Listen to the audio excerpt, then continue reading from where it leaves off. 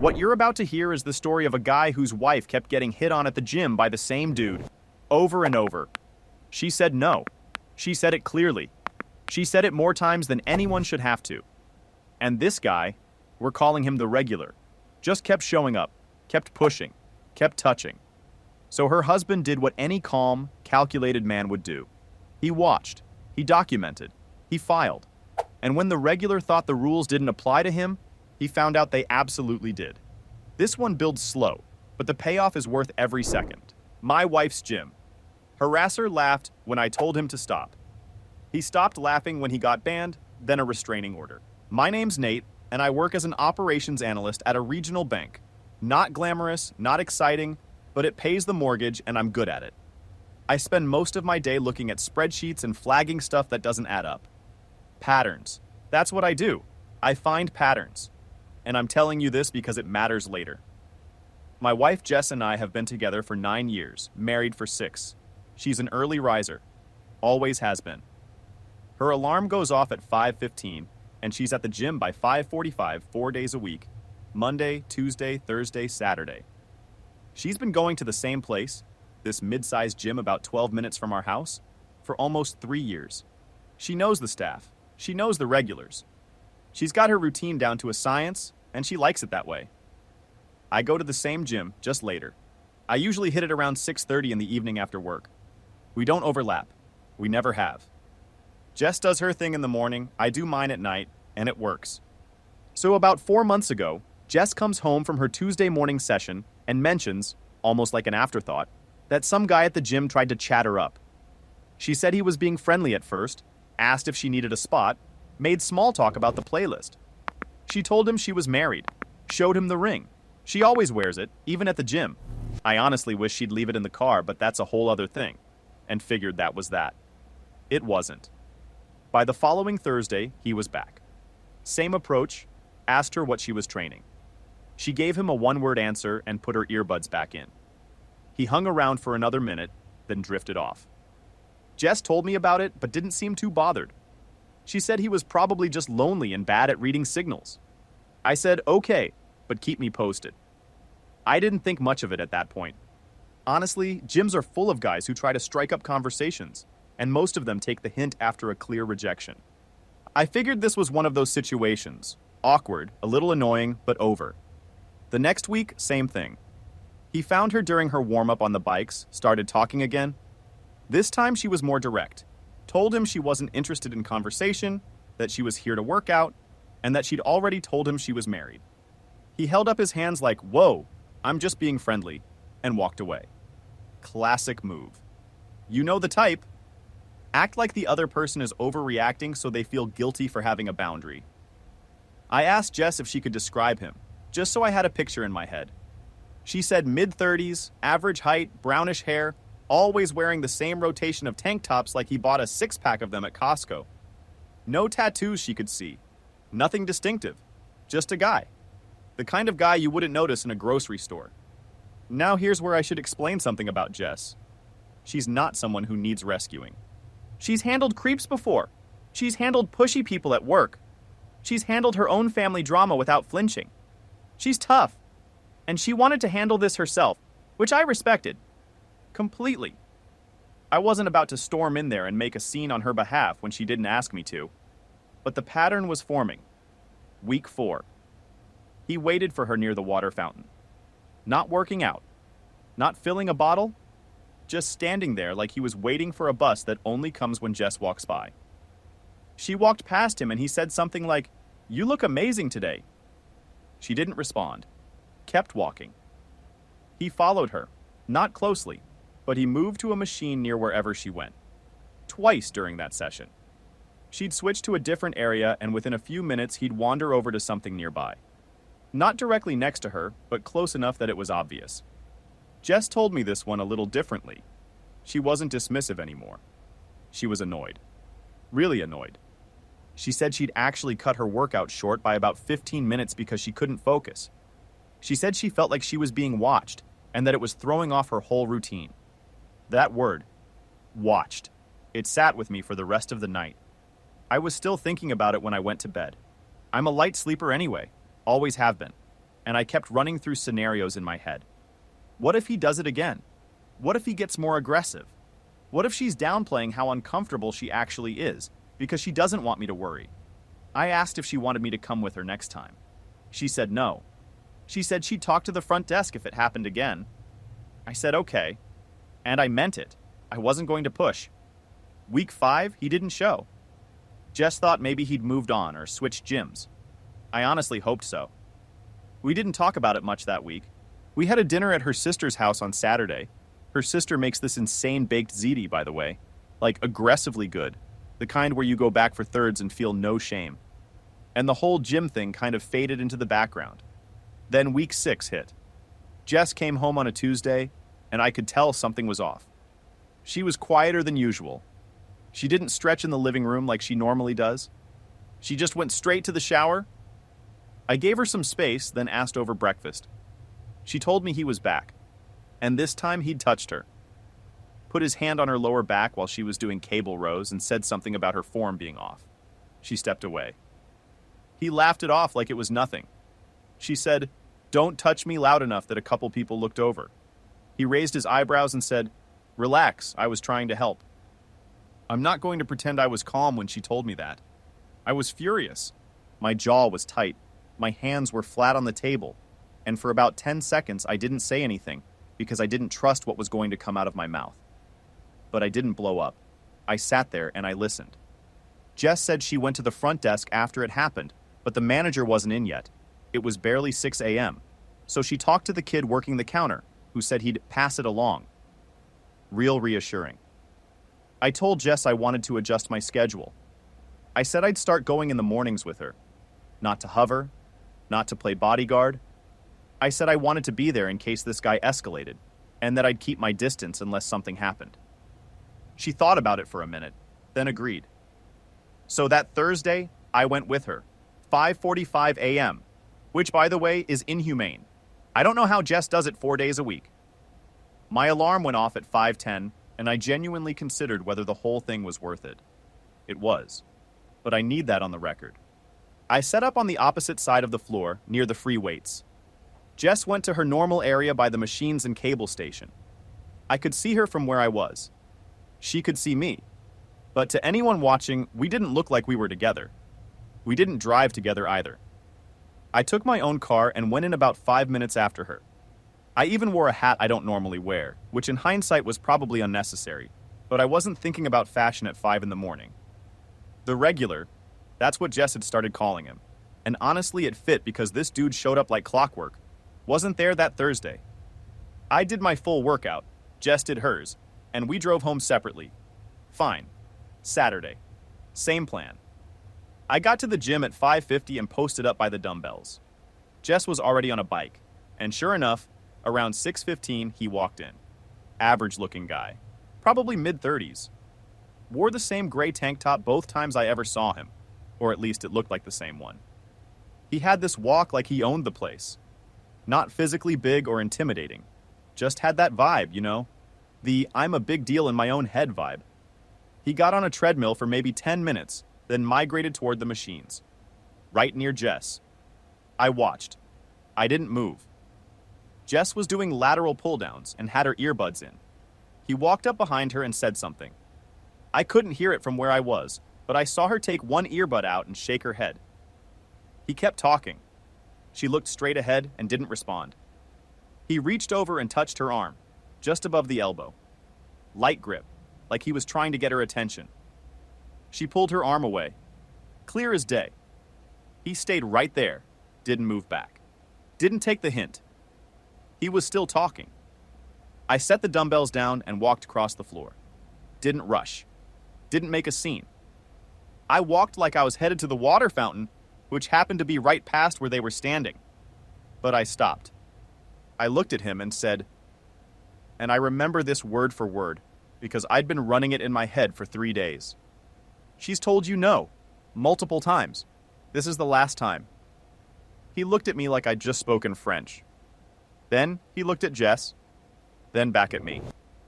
And he laughed. Not a nervous laugh either. A full, chest-out, are you kidding me laugh.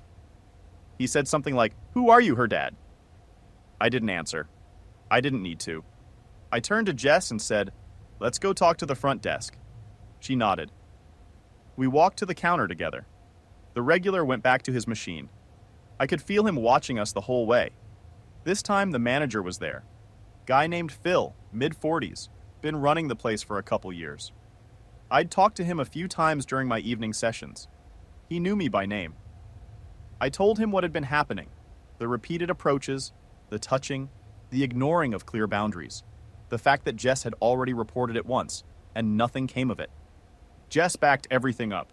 She was calm, specific, detailed. She's always been good under pressure like that. Phil pulled up the membership records and asked us to describe the guy. We did. He said he'd review the camera footage from the floor and talk to the staff member who was working the morning Jess first reported it. He also said he'd file a formal incident report and gave us a copy. I asked if we could also file a written complaint, separate from whatever internal process they had. Phil said yes and gave us a form. We filled it out, both of us. I kept a photo of it on my phone.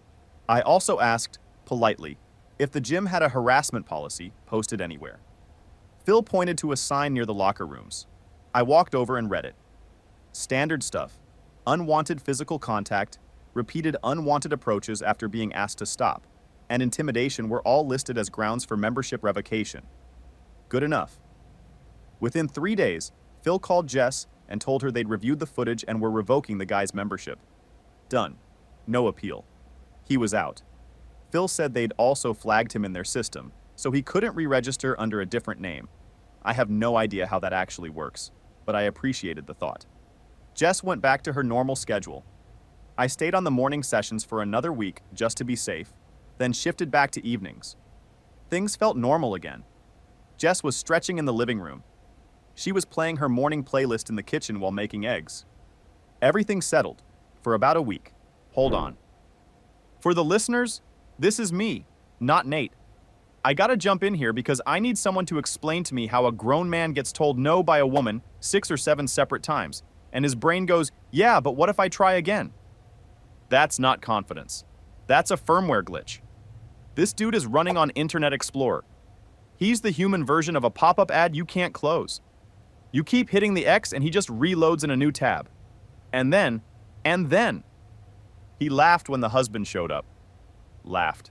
My guy, you're about to get your membership revoked and you're doing open mic night. Keep listening. It was a Wednesday evening. I just finished my workout, back and biceps, nothing special, and was walking to my car in the parking lot. It was about 7:45, still a little light outside. And there he was. The regular. Sitting on the hood of a car 2 spots away from mine. Not his car. Someone else's car. Just sitting there. Looking at his phone. I stopped walking for a second. He looked up. And there was this moment, maybe 2 seconds, where we just stared at each other. He didn't say anything. He didn't move. He just looked at me with this expression that I can only describe as flat. Not angry, not smiling, not scared. Just flat. I got in my car and drove home. Didn't say a word to him. But the second I pulled into my driveway, I texted Jess and told her what happened. She didn't panic. She's not a panicker. But she asked me the same question I was already asking myself. Why was he there? His membership was revoked. He had no reason to be in that parking lot. And how did he know which car was mine? Or did he? Was it just a coincidence? I don't believe in coincidences. Not when there's a pattern. I drove by the gym the next day on my way home from work. He wasn't there. I drove by on Friday too. Nothing. Saturday morning, Jess went to the gym at her normal time, and I followed 10 minutes behind. Separate cars again. No sign of him. I started to think maybe it was nothing. Maybe he was meeting someone there. Maybe he was picking someone up. Maybe he just liked sitting on random cars like some kind of parking lot gargoyle. People are weird. It doesn't always mean something. Then the next Wednesday, exactly 1 week later, Jess texted me at 6:03 a.m. She'd just pulled into the gym parking lot and his car was there. She recognized it, same dark blue sedan with a dent on the rear bumper and one of those air freshener trees hanging from the mirror. He was sitting in the driver's seat, parked 3 spots from where she normally parked. She didn't get out. She sat in her car and texted me. I told her to drive to the gas station across the street and wait. I called the gym. Phil wasn't there yet, but I left a message and told him what was happening. Then I got in my car and drove to the gym. By the time I got there, maybe 22 minutes, I hit every red light on Route 9. His car was gone. Jess was still at the gas station. I picked her up. She was fine, just irritated, and we went home. That was it for me. I was done waiting. I sat down at the kitchen table with my laptop and did what I do best. I organized information. I made a timeline. Every incident, every date, every interaction. I included what was said, what was done, who witnessed it, and what the gym's response was at each step. I attached the photo of the written complaint form. I wrote down the dates and approximate times of both parking lot sightings. Pause for a second. This is where most guys would lose their cool. I've seen it 100 times on this channel. Dude gets angry, does something impulsive, and suddenly, he's the one looking bad. Not Nate. This man sat down at his kitchen table and built a case file like he was assembling IKEA furniture, except every piece actually fit and nothing was left over. He literally used his day job skills. Operations analyst energy. You know those guys in heist movies who have the blueprints spread out on the table and everyone's standing around going, wait, that might actually work? That's Nate. Except his heist is a restraining order and his crew is his wife and a printer. That afternoon, I called the non-emergency police line. I explained the situation. I told them about the harassment at the gym, the membership revocation, and the 2 parking lot incidents. The officer on the phone asked if there had been any direct threats. I said no. He asked if there had been any physical violence. I said he touched my wife's arm and back without consent, multiple times, and she told him to stop each time. He said they could send someone out to take a statement, or I could come to the station. I went to the station, brought the timeline, the complaint form photo, and Jess. She gave her own statement. I gave mine. The whole thing took about an hour and a half, which felt long, but the officer we talked to was decent. Asked good questions, listened, took notes, didn't dismiss anything. He read through the timeline I'd made and actually commented that it was one of the most organized complaints he'd seen. I told him I do this kind of thing for a living, just with different data. He almost smiled at that. He said based on what we'd described, there might not be enough yet for an arrest, but that the pattern of behavior, especially the parking lot appearances after being banned, gave us a strong basis for a civil restraining order. He also said if the guy showed up again, to call 911 immediately and reference the report number. He gave us his card and said we could reach out if anything else happened before the court date. We went home. I looked up the process for filing a restraining order in our state. It's not as complicated as I expected. Mostly paperwork, a filing fee, and then waiting for a hearing date. The forms were straightforward if you've ever filled out anything government-related, which working at a bank, I have. Plenty. Jess and I talked about it over dinner. She wasn't sure at first. She said she didn't want to make it a bigger thing than it needed to be. She said maybe the police report would scare him off, and that would be the end of it. And look, I understood where she was coming from. Nobody wants to go to court. Nobody wants to sit across from someone who's been making their life uncomfortable and relive the whole thing in front of a judge. But I told her it was already a big thing. This guy had been asked to stop multiple times. He'd been banned from the gym, and he was still showing up. That's not someone who respects boundaries. That's someone who's testing how far he can push. She agreed, not right away. She went quiet for a few minutes and finished eating. But then she looked at me and said, "Okay, file it." I filed the petition the next day. I printed out everything, the timeline, the complaint form, screenshots of the text between Jess and me on the mornings of the parking lot incidents. I also went back to the gym and asked Phil if he could provide a written statement confirming the harassment complaints and the membership revocation.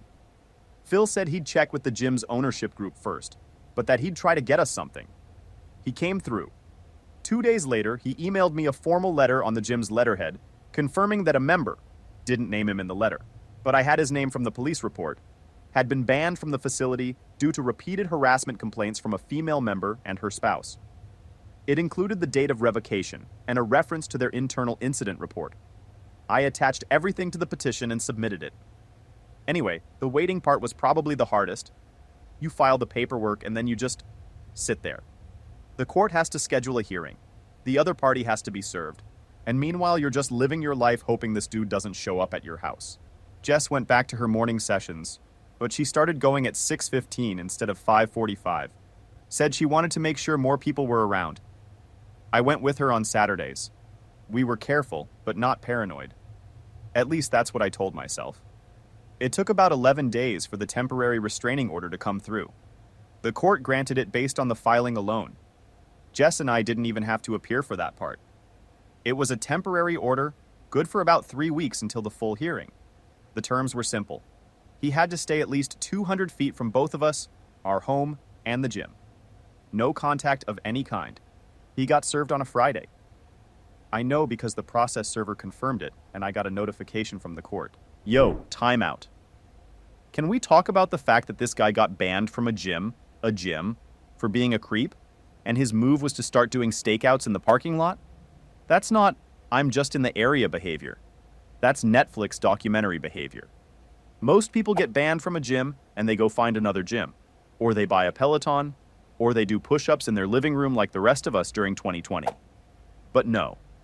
The regular decided to go full surveillance mode in a parking lot, like he's auditioning for a reboot of Creep starring himself. And spoiler, he didn't get the part. What he got was paperwork. Sit tight. The full hearing was about 3 weeks later. Jess and I both appeared.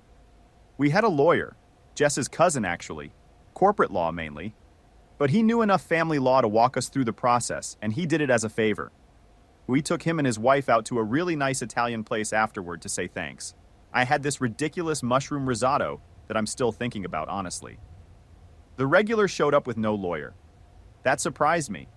I figured he'd at least have someone there to represent him, but no. Just him. In a button-down shirt that was slightly too big for him, like he borrowed it from someone with wider shoulders, sitting at the table across from us. He looked smaller in that courtroom than he ever looked at the gym. I'm not sure if it was the fluorescent lights or the context or what, but the confidence was gone. He just looked like a guy who didn't want to be there. The judge reviewed everything. Our lawyer walked through the timeline, the repeated approaches, the physical contact, the gym ban, the parking lot appearances. He submitted the gym's letter and the police report. Jess testified. She was clear, direct, and steady.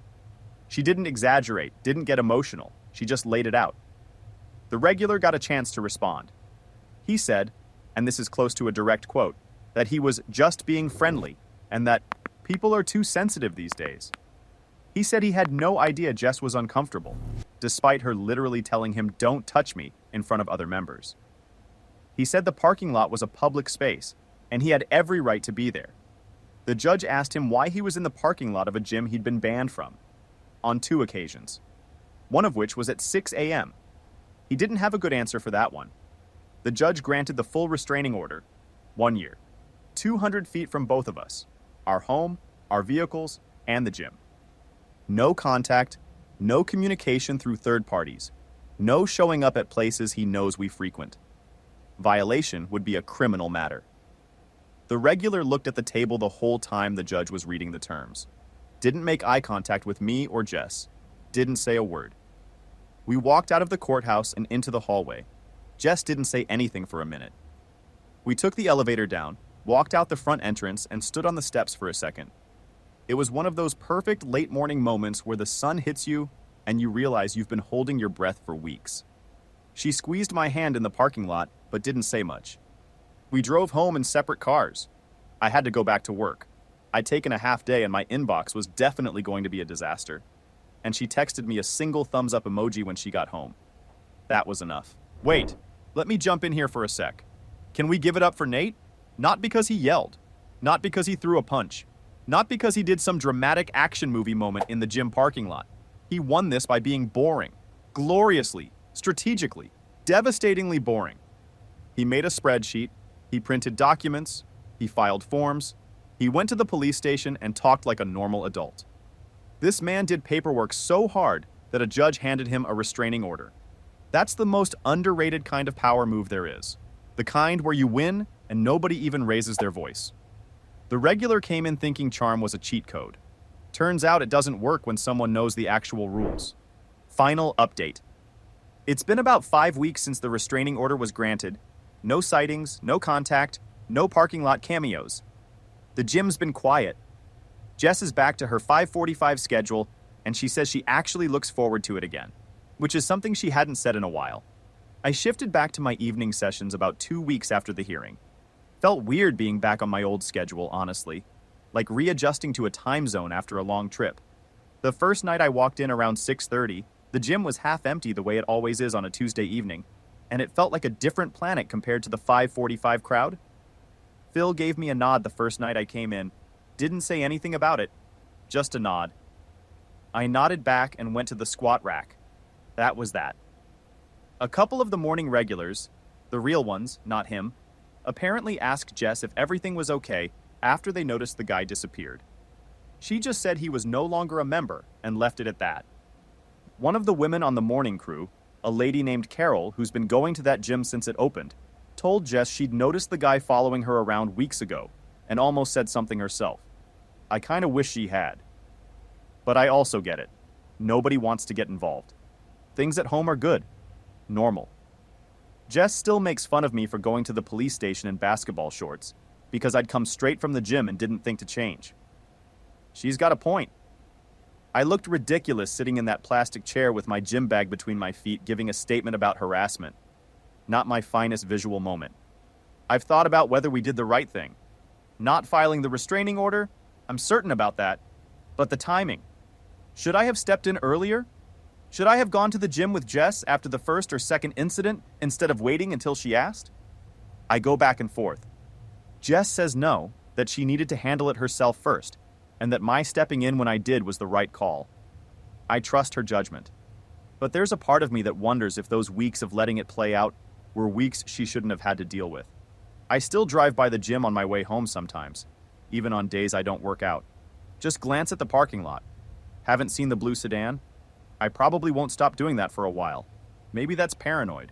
Maybe that's just what happens when someone messes with the person you care about most. I don't know. One more thing, I checked with our lawyer cousin about what happens when the restraining order expires in about 11 months. He said we can petition to extend it if there's been any violation or if we have reason to believe the behavior would resume. I've already started a folder on my computer, just in case. Old habits. And honestly, the thing that bugs me most isn't even the harassment itself. It's the laugh. When I told him to stop and he laughed. Like it was funny. Like Jess was a joke. Like me standing there telling him to back off was entertainment. That laugh lives in my head rent-free. And I think it always will. But at least now there's a court order that says he has to keep it 200 feet away from us. So yeah, that's where we are. Quiet, stable, and documented. The way I like it. For anyone going through something similar, document everything. Dates, times, what was said, who saw it. Don't wait for it to get bad enough. If someone is repeatedly ignoring your boundaries after you've been clear, that is bad enough. You don't need a dramatic moment to justify protecting yourself. A spreadsheet works just fine. Speaking of which, have you ever had someone refuse to take a clear no for an answer? What did you do? Drop it in the comments. I'm curious how other people have handled this. Listen, this one wasn't loud. There was no courtroom explosion, no dramatic confrontation. Just a guy who sat down, organized the facts, and let the system do its job. And honestly, that's the most satisfying kind of story on this channel. Because the regular walked in thinking he could charm his way past a woman's boundaries and laugh off her husband. He walked out with a revoked membership and a year-long restraining order. That's what happens when you mistake patience for weakness. If this one hit home, drop a comment. Subscribe if you haven't. And I'll catch you in the next one.